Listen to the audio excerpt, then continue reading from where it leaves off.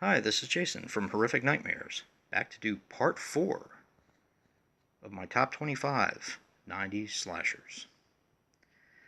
This was a tough list, tough in ranking only. I was surprised how many 90s slashers I actually have or have seen. Um, just, it's not my favorite decade by any stretch, but there are some really, really good films in the 90s, so I guess I shouldn't put it down altogether. But it would probably be the last decade on my list as far as my favorites go. But anyway, let's get right into it. Coming in at number 10, Jack Frost. Boy, that's a cool lenticular cover, isn't it? I love that thing. I don't know if it gets it done on there, but it is a cool lenticular cover. But this is a really, really wild film. Um, it is a slasher, but it's more of a comic slasher in my opinion. I love the main character. I just think he's great. And, you know, Shannon Elizabeth's in it, and how could you not love it? But anyway, that is number 10, Jack Frost. Definitely glad to have this in my collection. Such a cool lenticular cover. One of my favorites. Anyway, coming in at number 9, Wes Craven's A New Nightmare. Probably the most underrated Nightmare on Elm Street film in the series. I think it rivals Part 3 in my opinion. Um, it's just written so well, and the story is it's just cool. The story is really cool to this. I just, it's one of those movies like Psycho 4 that just hooked me from the very first frame, and I just couldn't turn it off. It just had me going the entire time.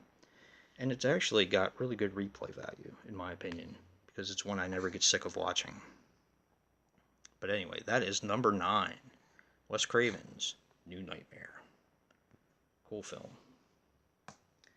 Coming in at number 8, Dr. Giggles.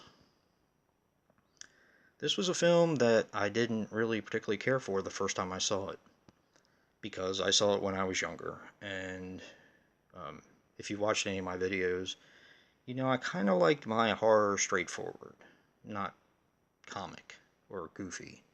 And this has got a lot of comedy and, you know, one-liners, and, you know, some of it's very goofy, but it's one of those movies that I gave another chance. I ended up buying it on VHS in the later 90s and just kind of fell in love with it. And, you know, ordered it on DVD. Hopefully we'll get a Blu-ray someday. I don't think this has a Blu-ray release. I could be wrong, though.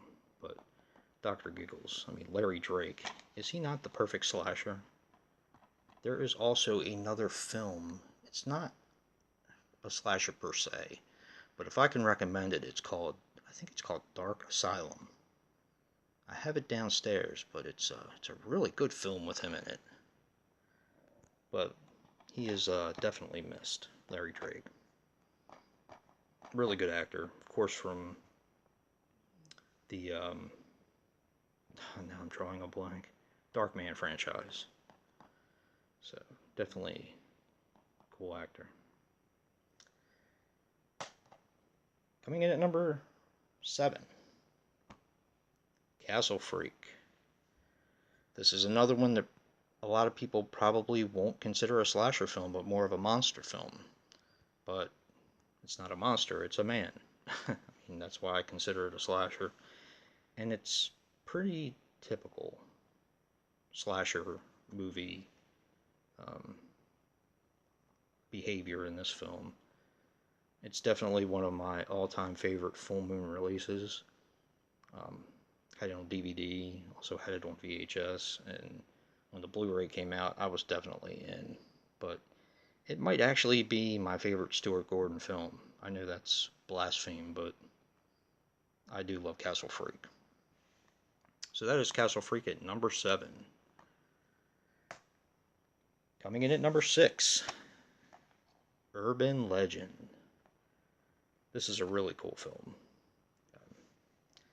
One that the sequels aren't that great. I mean, the second one is okay. I don't hate any of them, but none of them got it right the way this one did. I mean, the cast is incredible.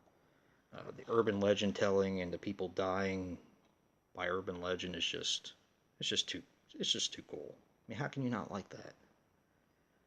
I mean, yes, it's a bunch of pretty people and they were popular on TV at the time, but I don't hold that against it. I think it's a really well-made film. So, is my picks for part 4. And I am actually, even though I said I wasn't, going to give you a few that I do not own, but would probably definitely make the list. At least the first one. That would be The Dentist with Corbin Burnson and The Dentist 2. Both fantastic films. And I am particularly afraid of The Dentist, so it kind of fits in that realm. I definitely do have to pick them up sometime, but those are two fantastic films and would have definitely probably made the list. But curious to know what you guys think. Comment below. Do you like what you see? Like what you hear? Hit the like button. Subscribe.